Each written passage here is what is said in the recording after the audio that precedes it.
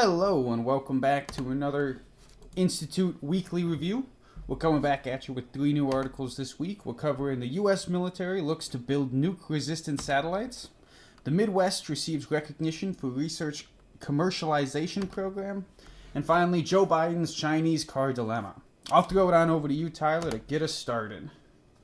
Okay, so what you're looking at here is the Space System Command. This is the command that just introduced two new request for proposals that are trying to modernize some satellite programs that they have.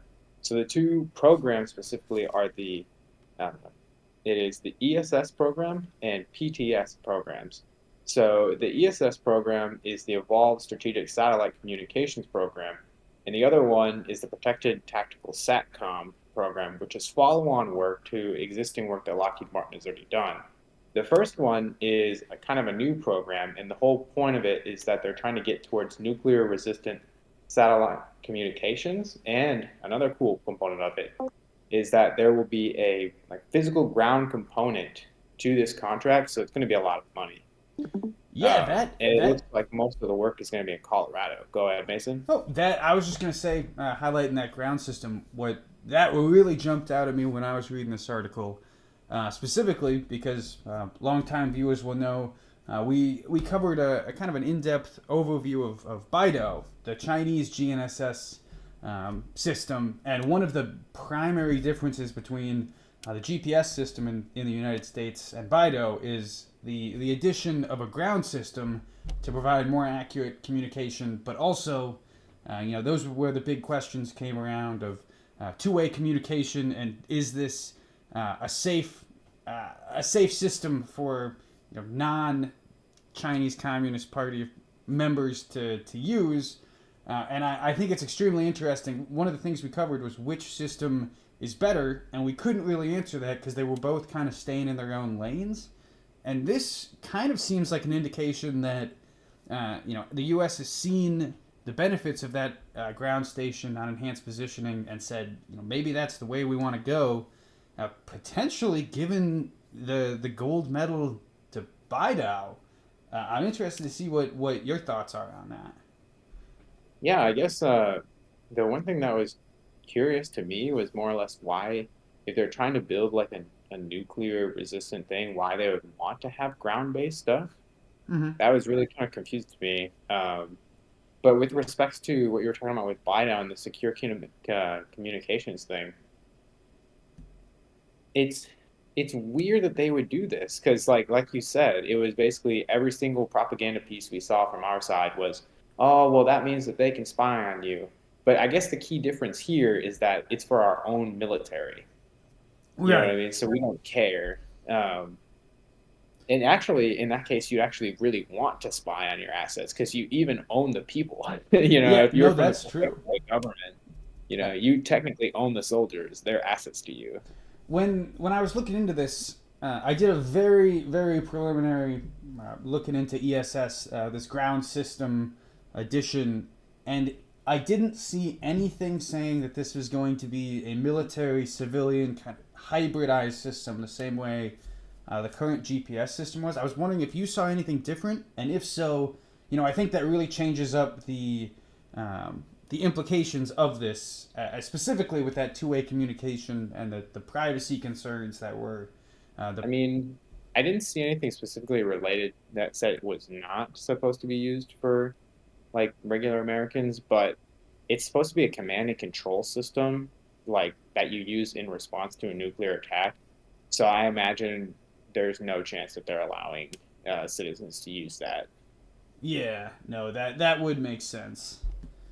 So like in that case, it kind of nulls that thing. But uh, at least in terms of like what one other thing I thought was kind of interesting was so the protected tactical satcom thing, the Mm-hmm. original satellites have this capability where they can like scan and do communications between each other. Mm-hmm. I was like, why would you even want a ground system then if you could have these things talking to each other in space? Like, what would be the benefit? Yeah, I guess. Do you think it's almost like a nuclear triad equivalent, where it's you can make the argument, why have ground-based nukes when you have subs, but they all kind of increase the robustness of the system? Do you think that might be an aspect. I know China has recently demonstrated their ability to shoot satellites out of the sky. You think this is just a, hey, we need an additional level of redundancy in case that this becomes a weapon of war? Oh, yeah, I guess if like yeah, if you shoot some of the satellites that you would normally communicate with, then you have the hope that you can transport something to the ground, and maybe that can transport to another ground station and then to another satellite. And I guess that's a good point there. Yeah, I But think. maybe we'll come back to it in a few. Yeah, no, I'll keep us moving here. What do you have for us here? Okay. So this is the NAVC Center in Crane, Indiana. We've actually talked about this place before because I just noticed it's been bumping. Like recently in my solo episode, I noticed that they had like a groundbreaking ceremony for something related to hypersonic missiles. They were going to make a new test lab. Mm-hmm. But recently, this lab also won another award because of its commercialization program, the Propels program. So essentially, what this commercialization thing is usually called in industry is called tech transfer.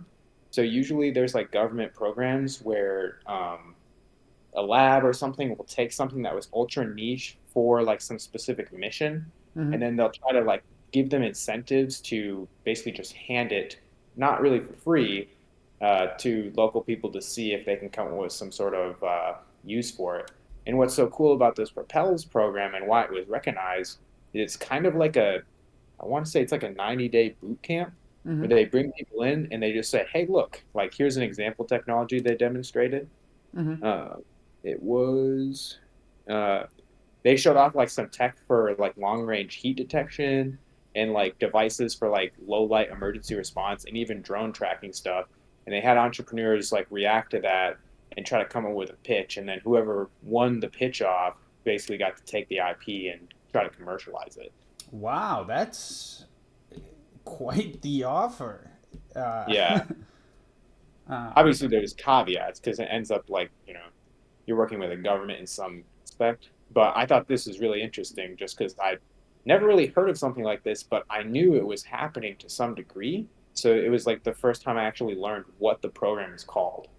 yeah, no, that's as someone who hasn't really had their finger on this pulse at all. It kind of highlights a gap in my knowledge of how does the intellectual ideas go from government sponsored lab work to industry, like that handoff. I know it happens, but it's never been clear where or how it happens. Is this Propels program, is this a new edition, or is this kind of the way that this handoff has gone in history? So Propels is specific to NavC, Uh-huh. but it like the idea behind it is like a small business technology transfer program or contract, Yeah. and that idea that has existed for quite a while. Huh. And this is just their particular way of trying to get small businesses onto those like transition programs. Yeah. And is that explicitly small business? Like Boeing or Lockheed couldn't come in and pitch something with their Harvard The business for the grads. for the for the SBTTR programs, the spitter programs is what I'll call them. It has to be a small business, but I don't know if necessarily this Propels program is necessarily limited to smalls or bit or yeah, Yeah. small. Okay. And is this like local businesses to this region, or is this opened up across the nation? This one is targeting like in Indiana, Okay. Just yeah. wondering if I need to start getting But ready to pitch to obtain some cool IP. we could probably look up in the backlog to see. I think there. I remember seeing a past like winners page or something like that, Yeah. and I bet you, it. We could find like their states, and if so, maybe. No, that actually it sounds extremely interesting. The idea of walking in, having technology presented to you, I and mean, just that's the finding an hardest part. application for it. Yeah, I mean, it Yeah, seems that's the like hardest part. Like, you don't want to have to, because someone spent like literally a PhD plus their research in that lab to make that component. And that's like basically the story of like the laser, right? yeah, But you, as a random dude, are not going to be able to replicate that. You don't have the time. So this is like literally how it is done. yeah. No, that's it makes me wonder what the qualifications of the people that have won are. They or like, is it something where they learned about this online, showed up and said, "Hey, I'll give it my best for the next 90 days," and then kind of change the trajectory of their life, or is it kind of a thing that the people who have been around for a while win it? Definitely an area we can look into more in the future. I think that's very interesting. With that, I do want to jump over to an increasing maybe contradiction in U.S. politics. As we know, Joe Biden and the left of center folks are very gung ho on electrification. They view the climate crisis as a real impending predicament, and electrification as a way to solve that, which makes it curious as to why they are blocking the importation or adding extreme tariffs onto China's electric car business. Because while America kind of got those tires rolling, with Tesla being the first commercially profitable electric car manufacturer, China's BYD has really come ripping out of the gate and is now producing what is, by relatively popular belief, a more robust car, a car with less quality concerns, and a car that's cheaper. In China, these cars are being manufactured for around $10,000 equivalent, which is astronomically low for an electric car. And even importing them to the United States without tariffs, it's estimated at about $20,000, which is extremely affordable for a new car, regardless of electric versus gasoline, and extremely cheap compared to its really number one competitor, Tesla, who enters that market at around $36,000 for a base level model. So it's extremely interesting that our leaders and our political heads are choosing to not allow these to protect the American auto industry. Maybe learning from the past, as Detroit was kind of gutted by the first time auto manufacturing moved overseas, even though it really does align with their agenda of electrification. So really, once again, a West versus East battle here over the IP of electric cars and who's going to be the dominant player in that market. Any thoughts going into this? Like you said, like it was almost kind of like against two things that they have going on, or it's against their electrification effort. But I would also like to highlight that there is an effort, kind of bipartisan, to say, hey, look, we got to get China out of our supply chain. It's kind of one of the few like bipartisan issues. So in a sense, maybe we're seeing something, trumping like a smaller concern. That is the defense used by the White House right now, saying, yes, we could take a short-term W, bring these cars in, and increase our electrification rate. However, in doing so, we'll kind of be conceding the leadership of this technology to China, and assume the roles of followers when, if we continue to invest in American-made electric cars and try to be a leader of this industry, it might be a more long-term win, where if Tesla or a comparative American company, electric car maker, becomes successful and is able to get a competitive vehicle to the BYD in terms of cost and quality, then it would be a net win in the long run for the United States. So that's definitely the argument they're using. It does seem like it might be harmful to consumers right now. A $20,000 vehicle is, like I said, very, very, very cheap and very affordable to enter the car market for anyone, even if comparing or even bringing in gas vehicles to that. So It might provide a lot of assistance to people who need vehicles. You always have the argument of the used car market, but um, it's Yeah, I guess I want to like take a look at that for a second. So the one thing that I'm curious about is like what the capability of the BYD car is. So like, does it have autopilot type stuff? Like, I wonder no, if. Oh, no. okay. So I I wonder if Tesla could like. I honestly think it'd be intriguing if they did just say, "Hey, look, BYD come in," and then immediately we would probably see Tesla be like, "Okay, here is Tesla Light." Yeah, You know what I mean? I mean, it makes you to wonder how much of the cost of the Tesla is all of those more software features on top of just if I want this car to drive as a vehicle with no bells and whistles, how much would a Tesla cost? And I guess I don't have that value right now, but It would most assuredly be more though. oh Like, there's no yes, way our manufacturing capacity is even close to yeah, theirs. I think the real win China has is the battery availability. They seem to have their battery supply chain um, ironed out a little bit better, and that's the Do they main have saving on cost. do they have more access to lithium than we do? I Is that don't. like why? I Or think that's part of the reason. At least they have with the government's role in the commercial endeavors. I think they have more control of the lithium, maybe pipeline, so they can choose where the lithium goes in a way that is might not occur in the free market. I wonder if we can even dominate in this industry because like China is next to Ukraine, which has huge lithium reserves as well. Mm-hmm. So like if we're not similarly close, I want to say one of the Latin American countries is big with lithium, but like if we're not similarly close, I wonder if perhaps we're putting up a technology we can't even like really sustain. Yeah, a technology that if we are leaders, we still are reliant on whoever provides us our Yeah. lithium.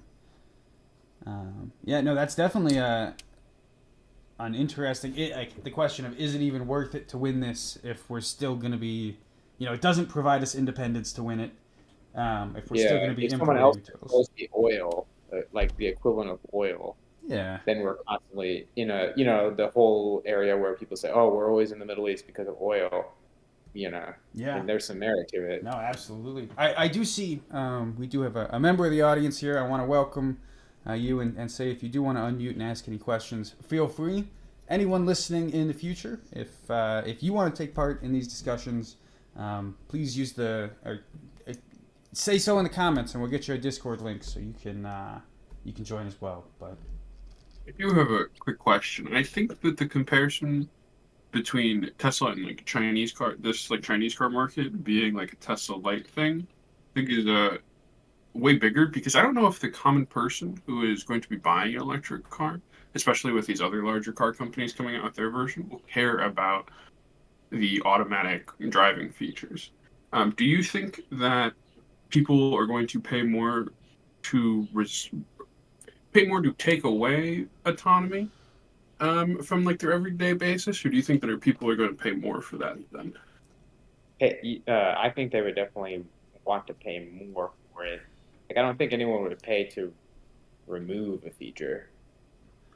I I mean, like the feature, as in like their driving capabilities, because I feel like a lot of Americans care about their like freedom to do things, whether that be like driving, for example. Well, you can still do that in the other, like, think of it as like added capability even when you do have it in the current Teslas. Like, it's not like you can't control it because actually it's still like illegal, I think, in some places, or it's a legal gray area. Yeah, it still needs to have a human sitting there paying attention at all times, ready to respond instantly. Is really the only way it's allowed on the roads. Which is unfortunate. Yeah, it I think it kind of people. I think people do want autonomy. Even the people that don't want them, they do want it. They just want it to work seamlessly. So I think that if Tesla is able to get to the autonomy where the public opinion is not that it's a new questionable technology that maybe it's safe, maybe it's a little bit less safe. Every time there's a news article that Tesla autonomy leads to death or serious injury, I think it pushes them back a little bit. I think if Tesla achieves full self-driving in a way that is fully safe, they will definitely reap benefits from that. I think people do want that. But I think that having any doubt in the public about that is much more of a negative than the benefit of having the autonomy without that confidence. So, I don't know. Personally, I would rather have a BYD vehicle that doesn't have the autonomy with less flair for a more economical price than a Tesla who's more sleek and futuristic. But certainly that is a personal opinion.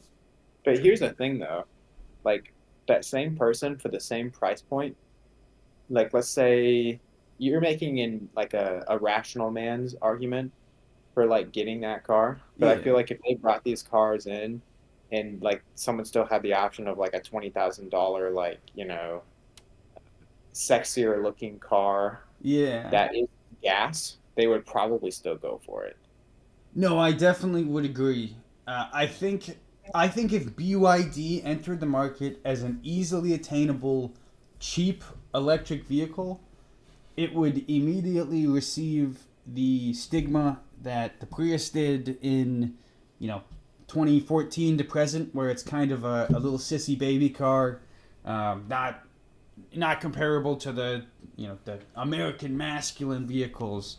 And I think that this BYD would definitely have a similar stigma attached to it, both due to the politics involved with China and its existence as a cheap electric vehicle. So, public opinion is certainly fickle. What else you guys? Go Oh ahead. yeah. Well, we can close the official thing and then. Yeah, absolutely. I was just gonna I don't know open how the floor. much Any we got. final thoughts on anything we talked about today, from anyone before we wrap this up? No. Perfect. Well, we must have discussed everything to its completion. Thank you guys for joining us for another weekly Institute review, and find us next week. Same spot, same time. Thanks.